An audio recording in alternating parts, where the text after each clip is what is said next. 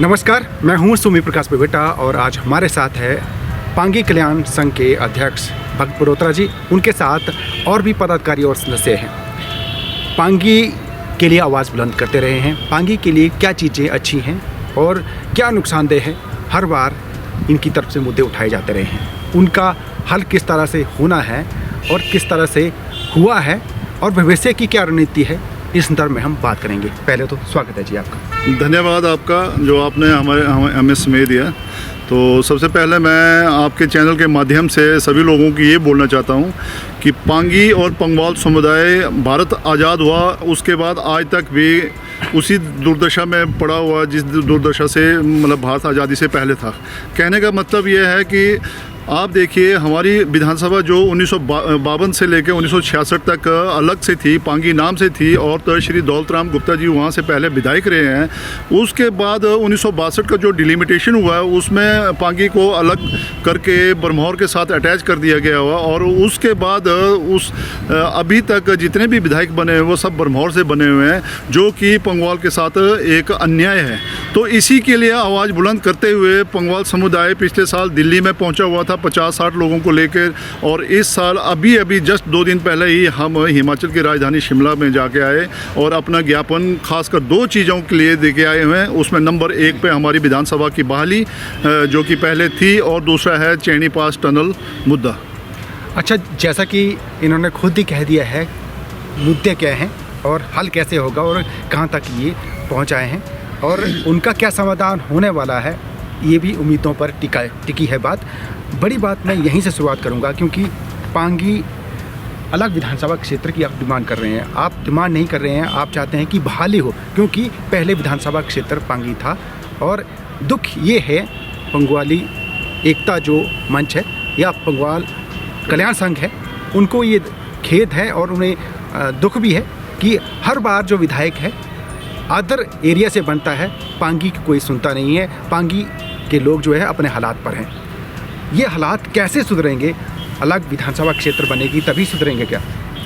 अभी ऐसा है, एक डिलिमिटेशन कमीशन जो कि एक्सपेक्टेड है 2026 में, तो उससे पहले जैसे आप देख रहे होंगे कि नारी शक्ति अधिनियम बिल जो भाजपा सरकार जो हमारी केंद्र में सरकार बैठी है उन्होंने पहले ही पिछले लोकसभा इलेक्शन के टाइम में छेड़ा हुआ है मुद्दा।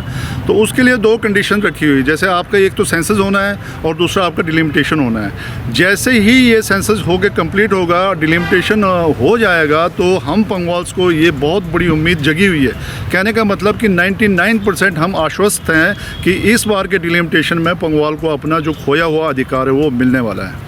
अच्छा, हम ये भी देखते हैं कि जब सर्दियां आती है तो आपके लिए बहुत बड़ी चुनौती होती है।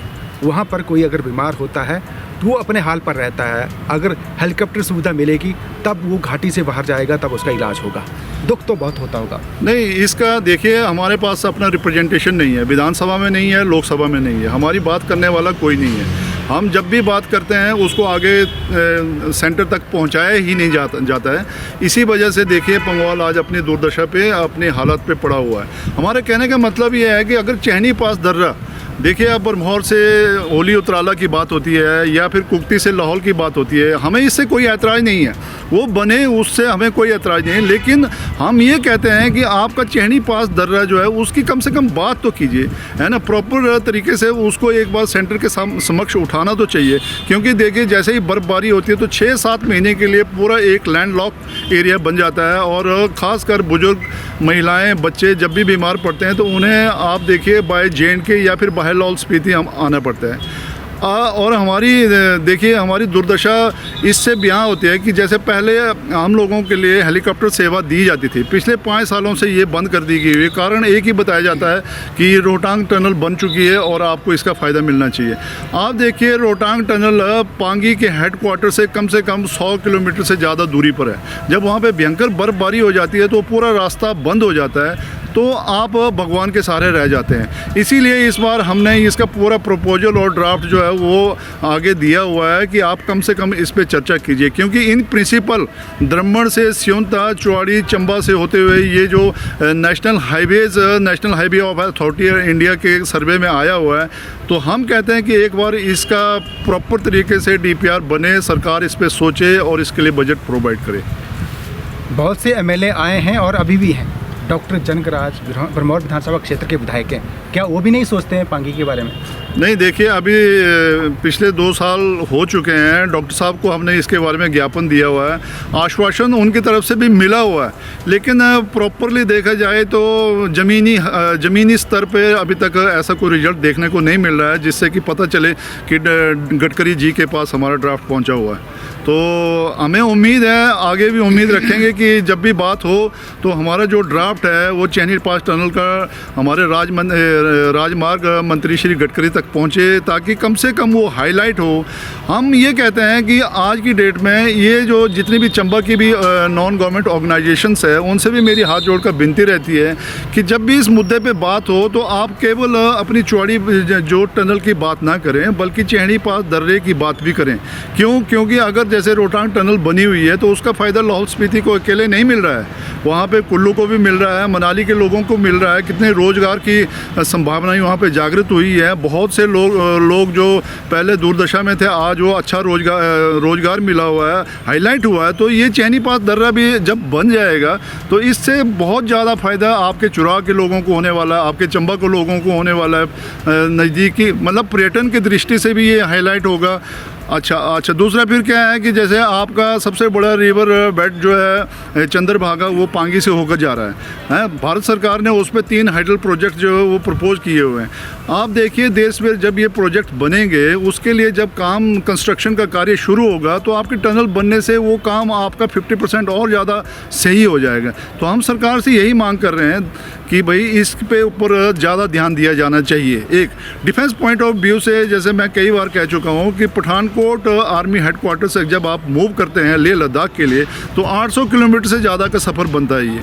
अगर इसी को अगर आप बाय चैनी पास दर्रे के थ्रू बाय सुराल आप लेह के लिए करते हैं तो ये 500 किलोमीटर का सफ़र रह जाता है, यानी कि 300 किलोमीटर का सफ़र जो है वो कम हो सकता है। तो इन संभावनाओं के ऊपर सरकार को सोचना चाहिए, हमारे विधायक साहब को भी सोचना चाहिए और हमारे जो मेंबर ऑफ पार्लियामेंट है उनको भी सोचना चाहिए। मेंबर ऑफ पार्लियामेंट का आपने जिक्र किया है, कंगना रनौत हैं, काफ़ी चर्चित चेहरा है और वो जब बोलती हैं तो लोग सुनते भी हैं और उस पर असर भी होता है। उससे उम्मीद नहीं है आपको उनसे? नहीं, उम्मीद है। देखिए हम यही कह रहे हैं कि आज तक जब भी इलेक्शन का टाइम हुआ है तो ये जिस भी पार्टी के एमपीज़ या एमएलएज रहे हैं तो इलेक्शन के टाइम एक शगुफा सा छोड़ा जाता है, लोगों को भरमाया जाता है कि आप हमें वोट कीजिए, जैसे ही हम सत्ता में आएंगे तो आपकी इस बात को हम आगे रखेंगे। लेकिन अभी तक ऐसा हुआ नहीं है, तो इसका हमें बहुत खेद होता है, दुख होता है कि हमारे लोगों को छला जाता है, ठगा जाता है। पूर्व मुख्यमंत्री राजा वीरभद्र सिंह का काफ़ी प्यार रहा है पांगी जनजातीय क्षेत्र से। उनकी धर्मपत्नी भी एमपी रही हैं, उन्होंने भी कुछ नहीं किया। नहीं, अभी तक तो ज़मीनी स्तर पर कुछ भी नहीं किया हुआ, ऐसे कुछ देखने को मिला ही नहीं। जैसे मैंने आपको पहले ही क्लियर किया हुआ है कि हमें आज तक सिर्फ आश्वासन के सिवाय और कुछ नहीं मिल रहा है। जैसा आपने देखा, भगत बड़ोत्रा जी ने बेबाकी से चीज़ें कही हैं कि सरकार चाहे जिस मर्जी की रहेगी, पांगी के लोगों को अपने हाल पर छोड़ दिया गया है और उन्हें लगता है कि अगर अलग कॉन्स्टिट्यूंसी बनेगी तभी उनका भला होगा। हमारे साथ कुछ और भी हैं, सेवानिवृत्त प्रशासनिक अधिकारी हैं, उनसे भी बात करेंगे। हमारे साथ सेवानिवृत्त प्रशासनिक अधिकारी हैं। आप समझ सकते हैं कि सरकार में बहुत बड़ा महत्वपूर्ण ओहदा रहता है, लेकिन जिस तरह से हम आज मुलाकात कर रहे हैं तो इनको भी मलाल है कि वो भी कुछ नहीं कर पा रहे हैं। पहले तो स्वागत है आपका। धन्यवाद। अच्छा, जिस तरह की स्थिति है जनजातीय क्षेत्र पांगी की, जैसी पहले थी वैसे ही अभी भी है, आपको लगता है कि सुधार की गुंजाइश थी और किया जा सकता है बहुत कुछ? इसमें यानी कि बहुत कुछ किया जा सकता था, लेकिन आज तक यानी कि उतना नहीं हो पाया जितना होना चाहिए था। तो हम यानी कि सरकार से, जो भी यानी कि सरकार में बैठेगी, उससे निवेदन करेंगे कि वो पांगी के बारे में सोचें, क्योंकि 1947 के बाद आज़ाद हुए आज बहुत टाइम हो गया हुआ है। ट्राइबल एरिया हमारा पांगी जो है जस का तस है, इसलिए उसके ऊपर जो है ध्यान देना बहुत ज़रूरी है। अच्छा, हमारे साथ पूर्व सरकार के टीएससी मेंबर रहे हैं कल्याण जी, उनसे बात करेंगे। स्वागत है जी आपका। धन्यवाद जी, आपका चैनल पे बुलाया और आपने हमें इस बोलने के लिए मौका दिया। मैं तो पहले आपके चैनल का धन्यवाद करता हूँ। तो हमें ये चीज़ें बहुत कई सदियों से खटक रही है जो हमें पांगी और बरमौर का हमारा कोई कम्युनिकेशन नहीं है। कम्युनिकेशन इसलिए नहीं है, हमें सर्दी में आना हो, बाई JNK से आए तो 1000 किलोमीटर से कम नहीं है। हमें JNK स्टेट लगानी पड़ती है और साथ में पंजाब स्टेट लगाकर तब जाकर हम बाई पठानकोट चंबा पहुंचते हैं। तो फिर हमें अपने कंस्टिट्यूंसी से मिलने के लिए चंबा आना पड़ता है, चंबा से फिर भी 200 किलोमीटर बरमौर है। तो ये चीज़ें बहुत हमारे साथ खटकी है। तो हम ये चाहते हैं कि सरकार इसमें संज्ञान ले। कोई भी सरकार बैठे, चाहे भारतीय जनता पार्टी बैठे, कोई कांग्रेस बैठे, कोई अन्य दल बैठे, पर इस पर गहन विचार करके हमें ये जो चहनी टनल का है, जैसा विधानसभा बहाली का है, जैसा कोई और अन्य मुद्दे हैं जो हम बिल्कुल सर्दी में और तो और ना, जब सर्दी में हमारी कोई डिलीवरी होने जाती है तो डिलीवरी न हो, वहाँ से हमें बाई JNK कश्तवाड़ से होकर जम्मू लाना पड़ता है। भाई कुल्लू इधर से लिए तो हमें एक लाहौल से हमें कुल्लू लाना पड़ता है। तो हमें वहाँ तक पहुँचते पहुँचते उस पेशेंट का खस्ते हाल हो जाते हैं, तो वहाँ उसकी इलाज हो, कई बार इलाज हो जाता है, कई बार नहीं, उसको जान से हाथ धोने पाते। तो ये चीज़ें हमें बहुत पांगी के साथ अन्याय है। हम इस न्याय दिलवाने के लिए चाहे सरकार, सेंट्रल सरकार हो चाहे हिमाचल सरकार हो, उसको संज्ञान लेकर के हमारे इस मदद कीजिए ताकि पांगी वासी कम से कम आज़ादी की राह में रह सके और आज़ादी से हमें उस जंजीर से, जो हिंदुस्तान आज़ाद है पर हम पांगी वासी अभी आज़ादी से छूट नहीं पा रहे। इसलिए छूट नहीं पा रहे कि जो हमें अपना हक मांगने के लिए कोई भी हमारे प्रतिनिधि नहीं है। जैसा बरमौर से है, उनको पांगी, बरमौर कितना दूरी पे है, पांगी कितना दूरी पे है, उस विधायक के लिए भी इतना मुश्किल का सामना है। वो अगर भाई वे बरमौर से पांगी आने हो, सर्दी में आए तो भाई JNK से पठानकोट से जम्मू से कश्तवाड़ हो करके पांगी पहुँचते। कई बार तो पांगी पहुँच भी नहीं पाते, कई बार इसलिए परिस्थिति ऐसी होती है, रास्ते की हालत खस्ती होती है। तो ये चीज़ें हमारे साथ बहुत अन्याय है। बहुत बहुत धन्यवाद। हमारे साथ है खंड प्राइमरी शिक्षा अधिकारी पूर्व में रहे हैं, वो भी पांगी की जो तकलीफ़ है वो साझा करना चाहते हैं और किस तरह से समाधान हो सकता है। पहले तो स्वागत है आपका। धन्यवाद जी। अच्छा, जो पांगी के हालात हैं पहले के जी और अब के, कोई सुधार हुआ है कि नहीं? पहले तो पांगी घाटी का 1947 से पहले जो हालात थे वो बहुत बदतर थे। 1947 के बाद जो है, पहले 1945 और 47 में, 1942 में पहले प्राथमिक पाठशाला जो धोरास खुला, उसके बाद 1945 में किलाड़ खुला। मात्र 1945 से पहले जो है पांगी घाटी में 2 प्राइमरी स्कूल करते थे। अच्छा, तो शिक्षा के क्षेत्र में पांगी घाटी में उस समय बहुत ही बदतर था, क्योंकि जिस व्यक्ति के कोई भी अच्छे ओहदे पर होते थे वो घाटी से बाहर एजुकेशन के लिए जाते थे। 1947 के बाद 1952, 65 और अब तक जो है लगभग 65 प्राइमरी स्कूल है पांगी घाटी में खुले हैं। और पहले जो है शिक्षा का जो स्तर था काफ़ी हद तक निम्न था। अब जो है पांगी घाटी में लोग बहुत पढ़े लिखे हो गए और अच्छे ओहदे पर रहे हैं और इस वक्त भी वो अच्छे पद पर है। परंतु पांगी घाटी तब और अब में धरती आसमान का फ़र्क है। क्योंकि पहले जो हम जिस टाइम हम शिक्षा ग्रहण करते थे, जब हमने 8वीं और 9वीं 10वीं शिक्षा ग्रहण की, मात्र एक हाई स्कूल किलाड़ होता था। तो हम पूरे पांगी घाटी के एक ही हाई स्कूल में शिक्षा ग्रहण करते थे।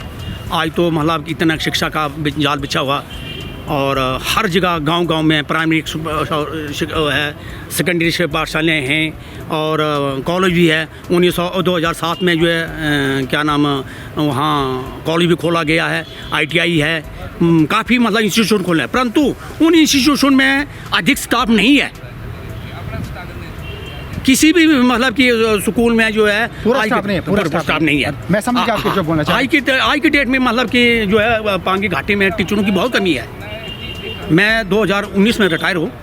उससे पहले मतलब काफ़ी मतलब वो था, अभी भी मतलब कि कहीं डेपुटेशन पर स्कूल चल रहे हैं आज की डेट तक, जो मैं देख रहा हूँ मैं, क्योंकि पहले का कुछ और था, अब कुछ और है।